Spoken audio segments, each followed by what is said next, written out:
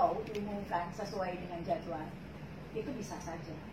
Tapi karena kita melihat ada 2000 lebih, jadi 2000 lebih itu karena ada yang meninggal, pensiun, jadi kepala sekolah, mungkin ada formasi yang kosong. Sesuai dengan amanah Permenpan itu kan optimalisasinya untuk P1. Oleh karena itu, pada usulan dari Kemendikbud itu setuju untuk dilakukan optimalisasi, tapi dikhususkan untuk P1. Sedangkan yang P1 ini, kalau Bogor itu ada 50 lah saudara kalian yang P1, saudara kalian yang P1 itu yang tidak subnet, yang seharusnya tidak bisa ikut optimalisasi. Nah itu yang sedang kita urus, Pak. Yang sedang kita perjuangkan adalah mereka P1 yang seharusnya tidak bisa mengikuti proses ini karena tidak sakit, tapi kita upayakan dengan berbagai cara. Dan itu urusannya itu panjang karena mereka sudah tidak mungkin, sudah tidak dihitung sebagai pendaftar, sudah tidak bisa. Tapi kami berpikir bagaimana jika seharusnya siapa yang berhak? Karena yang saudara-saudara P1 itu sudah nggak ada di sistem, tidak terdaftar. Tentu yang berhak P2 kan Pak ya? Atau P3 bahkan pelamar umum. Tapi kami itu berpikir bahwa karena di dalam Permenpan itu harus mengupayakan lebih, maka ini yang harus kita perjuangkan. Judulnya itu adalah perjuangan. Jadi bagaimana Pak perasaan Bapak? Kalau kita untuk bekerja untuk orang itu yang memaki-maki kita. Itu yang terjadi Pak. Tapi karena ini adalah bagaimanapun ini adalah urusannya, untuk guru saya mengabaikan semua, saya anggap mereka nggak tahu persoalan, nggak tahu saja persoalannya. Lalu ada yang minta diumumkannya sebagian, memang bisa kalau diumumkan sebagian. Memang kalau diumumkan sekarang atau besok langsung gajian, itu tidak bisa Pak. Karena ini satu paket pengumuman ini. Kalau ya udah umumkan dulu aja yang lain nyusul, memang bisa Pak. Kalau bisa sudah dari dulu dilakukan. Buat apa Pak kita memperlama? Jadi kesimpulannya Pak, yang kita lakukan sampai sejauh ini adalah sebenarnya untuk menambahkan kesempatan kepada guru-guru lulus P1, meskipun jumlahnya tidak banyak, tapi kami tidak satu nyawa itu menurut kami harus diperjuangkan. Satu saja, bahkan 2.100. Satu saja itu harus kita. Kalau ada peluang satu, kenapa kita tinggalkan? Ada orangnya, ada manusianya yang sudah memenuhi syarat, ada tempatnya, kenapa kita nggak urus? Itulah yang sedang kita lakukan. Kalau guru-guru tidak tahu, ya memang nggak tahu. Mereka kan tahunya nutut, tapi kami tahunya bekerja untuk memperjuangkan guru-guru itu. Nggak masalah bagi kami semua untuk dimengerti, tidak dimengerti, ngomongin kasar, bagi saya itu nggak masalah Pak, itu resiko pekerjaan.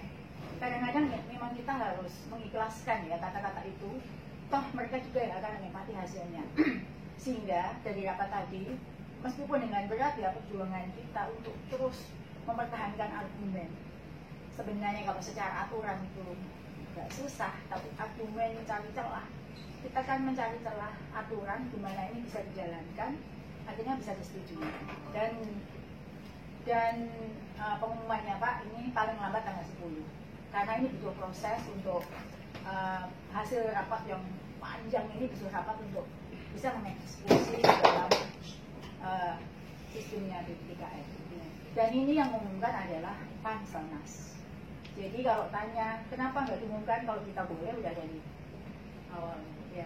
Jadi itu kira-kira Pak. Jadi nanti sekitar paling lambat tanggal 10 itu bisa diumumkan dan seterusnya itu nanti prosesnya ada di DKM. Jadi kalau tanggal ini apakah lama atau tidak, kalau anggaran sudah tersedia secepatnya dihasilkan TMT itu bisa mereka mendapatkan gajinya. Dan 50 orang yang di Depok, di Bogor yang kita perjuangkan. Bapak Ibu guru yang saya hormati, 50 itu saudara Bapak Ibu semua. Jadi kita jangan mikirnya tuh kepentingan pribadi. Kalau ditanya ke saya mana enak nggak usah ngurusin, ya udahlah itu saja. Ya. Tapi janganlah 50 loh teman saudara Anda, satu saja saudara Anda yang seharusnya bisa kita tempatkan tahun ini, nggak usah nunggu tahun depan. Itu yang sedang kami pikirkan Pak. Jadi kita tuh mikirnya tuh seluruh guru, bukan hanya sebagian guru yang lulus P1. Seluruh guru itu memang harapan kami segera dapat mendapatkan kepastian dan mendapatkan kesejahteraan. Jadi yang kita pikirkan adalah kalau kalau misalnya bisa tambah 50, kan sekolah-sekolah yang kosong di Bogor itu akan segera terisi dan guru-guru akan segera mendapatkan kepastian. Itu kan Pak ya, kalau kita bisa maksimalkan. Kita kan belajar dari pengalaman, misalnya sekarang seleksi bulan Mei itu kan akhir tahun ya. Kalau sekarang Bapak Ibu menunggu 1 bulan, semuanya dapat gajinya sekarang, daripada nanti kita harus nunggu 1 tahun lagi, mungkin tahun depan. Yang sekarang P1 yang 50 orang lebih itu, sekitar 50 itu sudah dapat kepastian dari sekarang. Saya sih sebenarnya yang berharap Bapak Ibu itu mengerti bahwa yang sekarang kita pikirkan itu adalah Bapak Ibu guru. Yang kita pikir Pak, itu guru seluruh Indonesia, bukan hanya Bogor. Saya tahu Bogor bagian dari Indonesia, itulah yang sedang kita upayakan semuanya. Kalau ditanya mana yang lebih enak buat Bu Dirjen, yang paling enak ya nggak usah pusing. Tapi itu bagi saya nggak bisa. Saya sudah diberikan amanah untuk mengurus seluruh guru, bukan hanya P1 Pak, P2 itu juga guru. Bahkan sama menderitanya dengan P1. P2 itu Pak, dia di sekolah negeri, mungkin umurnya lebih tua dari guru ini, tapi memang dia nggak beruntung lolos P1, lolos P1. Dan Pak, lolos P1 sudah berarti lolos Pak. Kalau lolos dia sudah nggak perlu lagi ikut guru sekarang. P1 yang disebut P1 itu adalah lolos casing grade. Kalau kita ada 10 orang, 10 formasi Pak yang ikut 1000, tentu kita untuk menentukan 10 ini masuk apa tidak, kan kita perlu batasan minimal. Nah batasan minimalnya itu kalau angkanya 1 sampai 100, dia 70. Yang dianggap di atas 70 ya beliau-beliau ini, tapi dia nggak masuk, nggak lolos tahun yang lalu Pak. Tapi kita yang salah memberikan label lolos P3 itu nggak lulus. Jadi itu sama, mereka itu sama pentingnya dengan guru lain Pak. Yang tipe 1, yang P2 itu ada yang lebih tua dari Bapak Ibu ini, yang umurnya 55. Yang juga K2 nggak lulus K2, terus P2 itu yang umurnya itu lebih tua dari Bapak Ibu ini.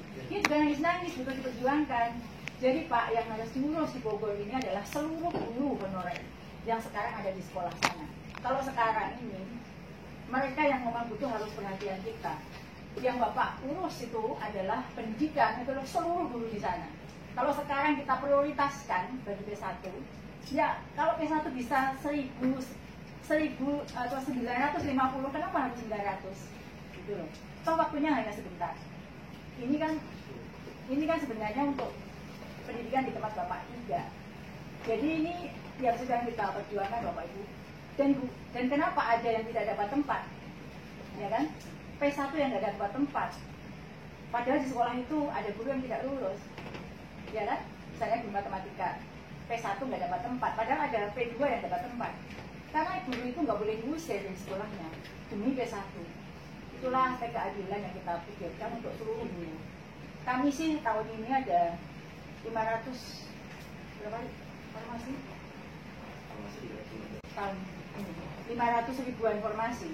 Itu untuk menyelesaikan Pak semua guru honorer, nggak ada lagi honorer.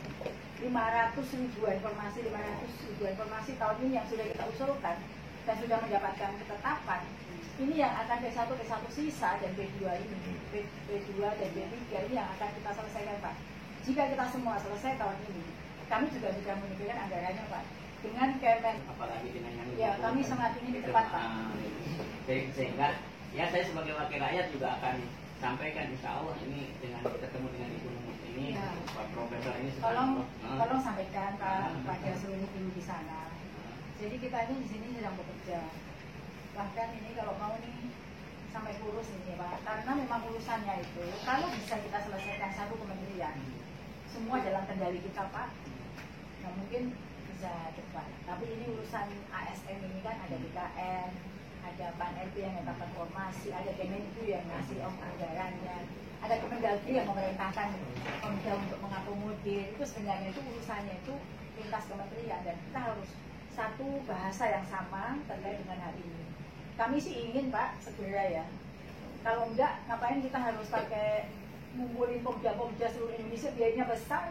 untuk merayu-rayu mereka, aduh buka formasi ini ada uangnya, itu selalu kami lakukan.